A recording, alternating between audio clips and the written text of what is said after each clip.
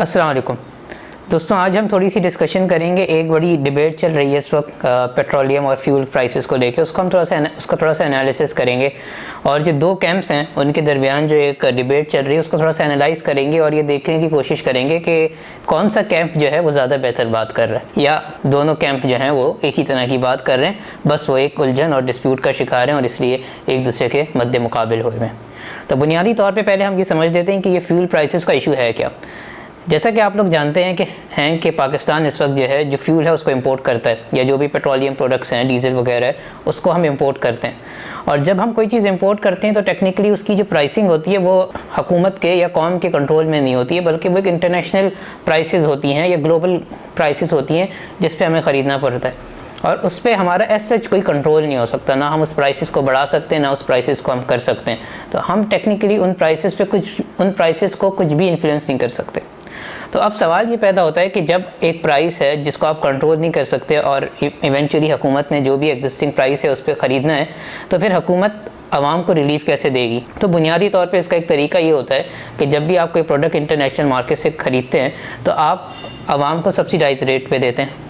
Subsidise rate का मतलब क्या है कि अगर आप कोई प्रोडक्ट जो है $100 की ख़रीद रहे हैं तो आप आवाम को $80 में दें, और जो $20 हैं उसकी गवर्नमेंट सब्सिडी देती है, और उस $20 को हुकूमत टेक्निकली हम ये कह सकते हैं, आम फहम में हम ये कह सकते हैं कि वो बोझ हुकूमत बर्दाश्त करती है। लेकिन हम इसको समझेंगे कि आया कि ये बोझ हुकूमत बर्दाश्त करती है या फिर जो है ये सिर्फ हमें दिखता ऐसा है कि हुकूमत बर्दाश्त कर रही है, लेकिन दरअसल कोई और अवामिल होते हैं या कोई और इसके पीछे जो है पॉलिसी फैक्टर्स होते हैं। तो अब हम इसको समझने की कोशिश करते हैं कि अगर हुकूमत जो है सब्सिडी दे दे तो उसका बोझ दर हकीकत बर्दाश्त कौन करता है। तो बुनियादी तौर पे जैसे आप जानते हैं कि हुकूमत के जो फाइनेंसेस होते हैं या हुकूमत के जो इनकम होती है, इनफ्लोज होते हैं, वो दो तरीके से हुकूमत कमा सकती है। एक जो है वो टैक्स रेवेन्यू होता है कि गवर्नमेंट जो है आवाम के ऊपर टैक्स लगाती है और उसकी बुनियाद पे हुकूमत जो है कुछ ना कुछ रिसोर्सेज जमा करती है और कुछ इनकम कमाती है। दूसरा हुकूमत की इन्वेस्टमेंट्स होती हैं, जैसे कि PIA है, जैसे कि रेलवे है, ठीक है, जैसे कि बहुत सारे इलेक्ट्रिसिटी के इदारे हैं या इलेक्ट्रिसिटी के प्लांट्स हैं जो गवर्नमेंट जिनको ओन करती है। तो ये बुनियादी तौर पे जो यूटिलिटीज़ होती हैं जो एक आवाम को दी जा रही होती हैं, और यूटिलिटीज़ के थ्रू गवर्नमेंट कमाती है। ठीक है, PIA के टिकट से कमा लिया, रेलवे के टिकट से कमा लिया, इलेक्ट्रिसिटी दे के इलेक्ट्रिसिटी के बिल से कमा लिया। ठीक है, तो ये बुनियादी तौर पे कुछ मेन एरियाज़ हैं जहाँ से गवर्नमेंट कमा सकती है। उसके अलावा भी बहुत सारे और इदारा जाते हैं जहाँ गवर्नमेंट उनके शेयर्स खरीदती है। एक मिसाल उसकी नेशनल बैंक हो सकती है, और उन कंपनी से जो डिविडेंड्स वगैरह आते हैं वो भी गवर्नमेंट का रेवेन्यू होता है। लेकिन अगर हम पाकिस्तान की ओवरऑल बात करें तो पाकिस्तान में जो मेजॉरिटी ऑफ इनकम है और 80% से ज़्यादा जो इनकम है वो टैक्स रेवेन्यू के थ्रू कलेक्ट किया जाता है। और जो ये वाले ज़राए हैं जिसमें गवर्नमेंट जो है यूटिलिटी कंपनीज़ के थ्रू या किसी और सर्विसेज के थ्रू जो अर्न करती है वो बड़ा मिनिमल है। और उसकी बुनियादी तौर पे वजह यह है कि ये जो कंपनीज़ हैं ये टेक्निकली लॉस मेकिंग कंपनीज़ हैं और इससे गवर्नमेंट कोई ख़ास आमदन नहीं कमा पाती है। तो ये तो हो गया एक बुनियादी तरीका जिसके थ्रू गवर्नमेंट रेवेन्यूज़ या इनकम कलेक्ट करती है। और फिर गवर्नमेंट के अखराजात होते हैं। ठीक है, अखराजात को हम दो तरह से समझ सकते हैं। एक डेवलपमेंट एक्सपेंडिचर्स होते हैं जिसके अंदर आप डैम बनाते हैं, इंफ्रास्ट्रक्चर क्रिएट करते हैं, रोड्स बनाते हैं, हॉस्पिटल्स बनाते हैं, यूनिवर्सिटीज़ बनाते हैं। तो ये डेवलपमेंट एक्सपेंडिचर होता है जिसका बुनियादी ताल्लुक इंफ्रास्ट्रक्चर के साथ होता है। और दूसरा गवर्नमेंट के करंट एक्सपेंडिचर्स होते हैं जिस पे बुनियादी तौर पे आपकी सैलरीज़ वगैरह आ जाती हैं। और फिर एक तीसरा बकेट है जिसको हम कहते हैं कि डिफेंस के एक्सपेंडिचर है, जिसमें जो आपके मिलिट्री है उसके इक्विपमेंट्स भी आ जाते हैं और उनकी सैलरीज, पेंशन एट्सेट्रा हर चीज़ आ जाती है। वो एक सेपरेट बकेट है। तो ये तीन बुनियादी तौर पे बड़े बकेट्स हैं जिसके अंदर गवर्नमेंट एक्सपेंडिचर करती है। तो अब अगर गवर्नमेंट का एक तरफ एक्सपेंडिचर है और दूसरी तरफ गवर्नमेंट की इनकम है, अगर तो इनके दरमियान बैलेंस नहीं है और ये इम्बैलेंस है तो उसकी दो सूरतें हो सकती हैं। या तो गवर्नमेंट के पास सरप्लस है या डेफिसिट है। ठीक है, अगर तो गवर्नमेंट का डेफिसिट है जिसको हम आजकल फिस्कल डेफिसिट के नाम से जानते हैं, तो उस डेफिसिट को पूरा करने के लिए गवर्नमेंट को लोन्स लेने पड़ते हैं। अगर तो आपकी आमदन जो है ₹100 और आपके अखराजात ₹150 के हैं, तो ये जो ₹50 का गैप है इसके लिए आपको लोन्स देने पड़ते हैं।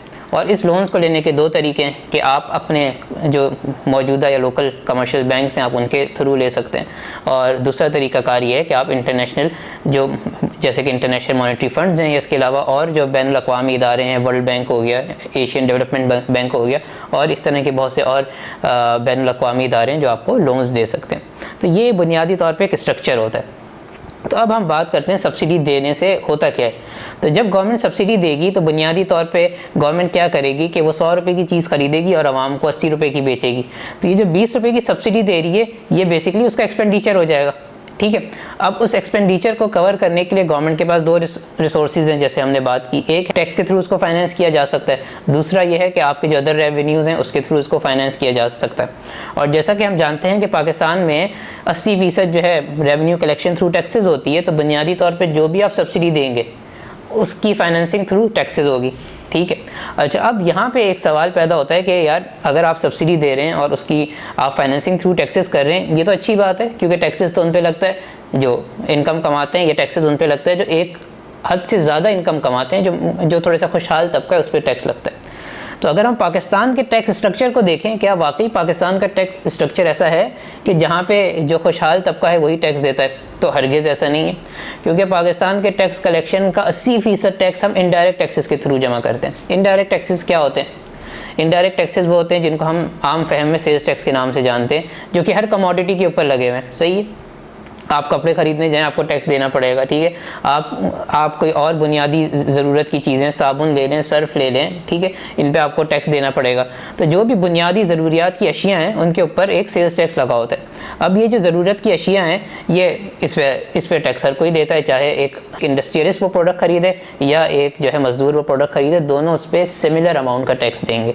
तो बुनियादी तौर पर हमारा टैक्स स्ट्रक्चर बिल्कुल ऐसा नहीं है कि जहाँ खुशहाल तबके पर टैक्स लगे और जो कि निचला तबका वो टैक्स से एग्जेम्प्ट हो, बल्कि दोनों को बराबर की सतह पे टैक्स देना पड़ता है।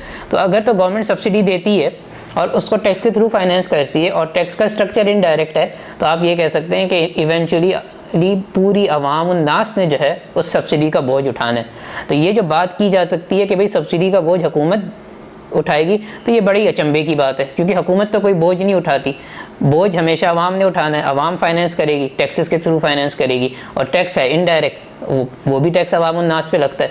तो बुनियादी तौर पे गवर्नमेंट जो भी सब्सिडी देती है उसका पूरा का पूरा बोझ अवाम उन्नास उठाती है, ठीक है। अच्छा, अब यहाँ एक बात तो कहेंगे कि भाई आपका तो फिस्कल डेफिसिट है, तो सारे टैक्सेस तो इतना आप जमा ही नहीं करते कि सारा बोझ उठा सकें, तो आप तो भाई जाके लोन ले लेते हैं। तो भाई यहाँ सवाल ये पैदा होता है कि भाई लोन को वापस करने के लिए फाइनेंसेस कहाँ से आएंगे? उसके लिए कोई और फाइनेंसेस तो नहीं होंगे, वो भी टैक्स के थ्रू ही आप उसको जो है वापस करेंगे, उस पर इंटरेस्ट भी आप टैक्स के पैसों के थ्रू देंगे, ठीक है। या अगर आपकी टैक्स कलेक्शन इनफ नहीं है तो आप क्या करेंगे कि आप पुराने लोन को वापस करने के लिए एक नया लोन लेंगे, ठीक है, रीस्ट्रक्चरिंग ऑफ लोन करते रहेंगे, लोन को बार बार रीस्ट्रक्चर करेंगे, उसकी मैच्योरिटी डेट आगे बढ़ती रहेगी। तो आप एक डेट साइकिल का हमेशा पार्ट रहेंगे कि पुराने लोन को वापस करने के लिए आपने नया लोन लिया, मैच्योरिटी आगे हो गई, फिर वो मैच्योरिटी आई, फिर आपने एक और लोन लिया, उसको वापस पुराने लोन को वापस किया। तो इसको हम कहते हैं कि ये डेट ट्रैप है जिसके अंदर एक कॉम फंस जाती है।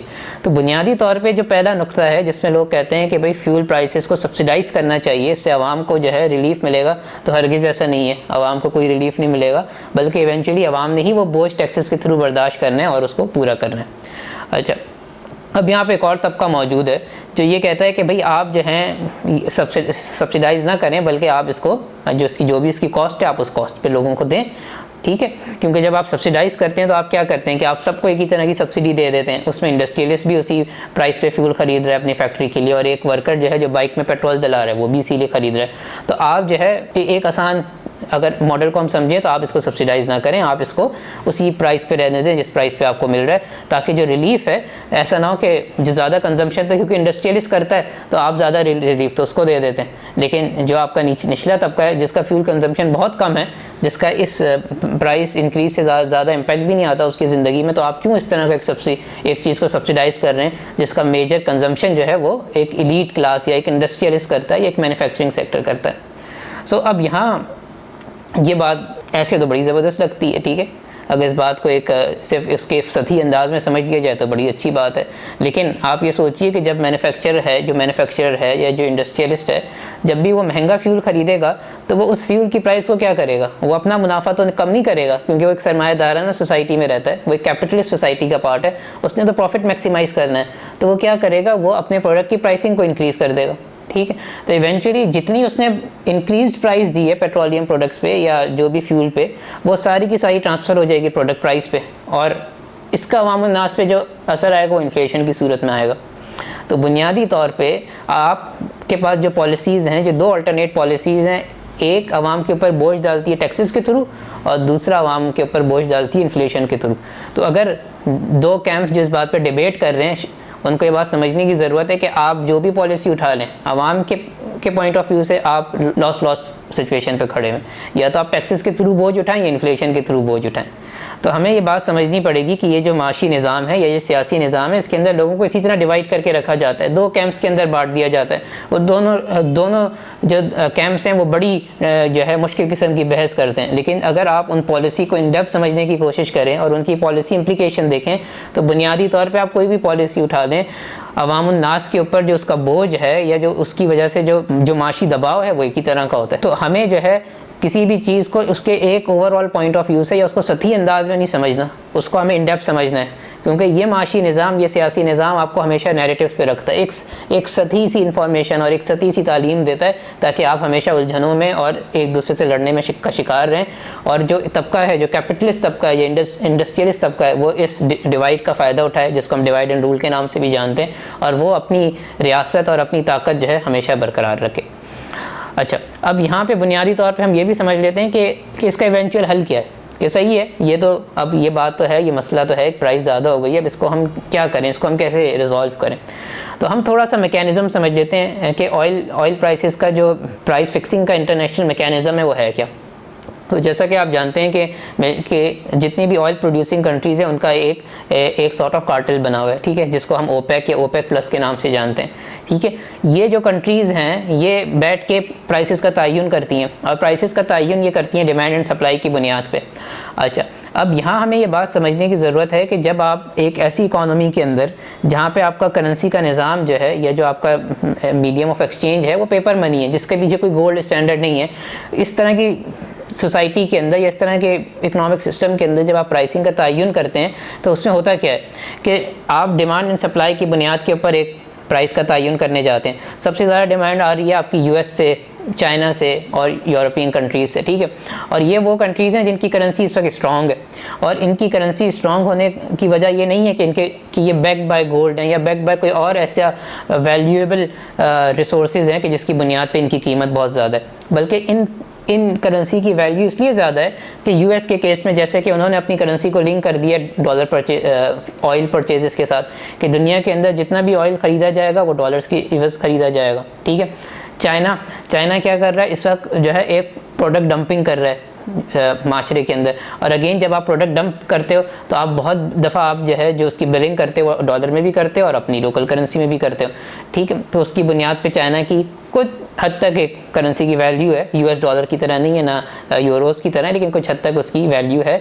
लेकिन उस वैल्यू की जो बुनियाद है वो डंपिंग पॉलिसी की वजह से, कि आप इतना प्रोडक्ट बनाते हो और कि आप जाके मार्केट के अंदर डंप कर देते हो।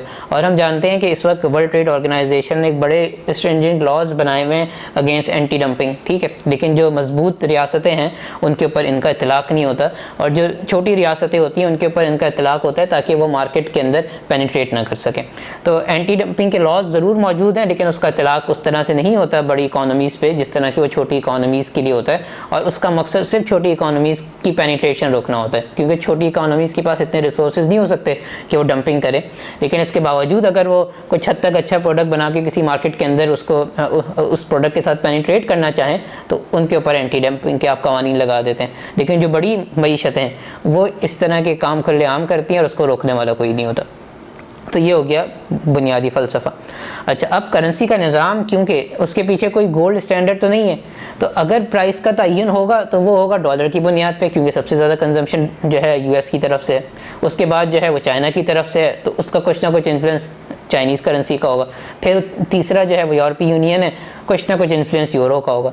अब इस बुनियाद पे जब आप प्राइस का तयन करते हैं किसी एक पर्टिकुलर करेंसी में, और फिर उस करेंसी ने दुनिया के अंदर एक मोनोपोली ऑफ करेंसी क्रिएट करके अपनी करेंसी की वैल्यू बहुत हाई की हुई है और बाकी करेंसी की वैल्यू बहुत कम है, तो बाकी दुनिया को वो तेल महंगा मिलता है।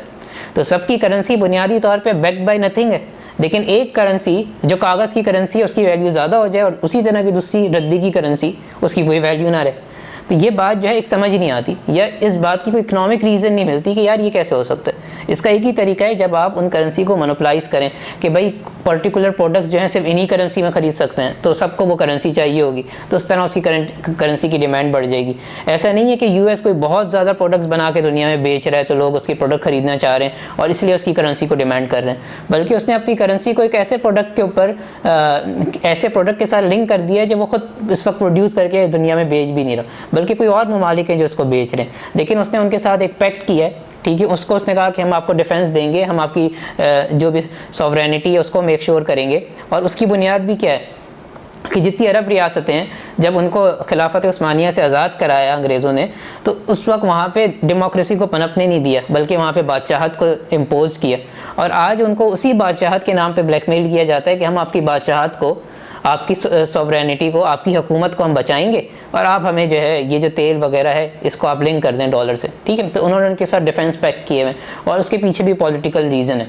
तो ये जो पूरा एक सिस्टम है, इस सिस्टम को इस तरह से मैनिपुलेट किया गया है कि आपने ऑयल की प्राइसिंग को इस तरह से, और सिर्फ ऑयल नहीं, बाकी जितनी कमोडिटीज़ की प्राइसेस हैं, हम एक कमोडिटी इन्फ्लेशन इस वक्त देख रहे हैं, उन सब के पीछे रीज़न यही है कि आप प्राइसेस का तयन डिमांड एंड सप्लाई की बुनियाद पे करते हैं। लेकिन जब आप एक ऐसे इन्वायरमेंट पे रहते हैं, एक ऐसे इकोनॉमिक सिनेरियो में रहते हैं जहाँ पे जो बुनियाद है वो पेपर करेंसी है, तो फिर और पेपर करेंसी के दरमियान जो करेंसी पैरिटी है कि कोई करेंसी महंगी कोई सस्ती, और फिर उस प्राइसिंग का जो डिफरेंस है उसकी बुनियाद कोई मंतक नहीं है, कोई लॉजिक नहीं है, कोई इकोनॉमिक वैल्यू नहीं है, बल्कि सिर्फ और सिर्फ ब्लैक मेलिंग है।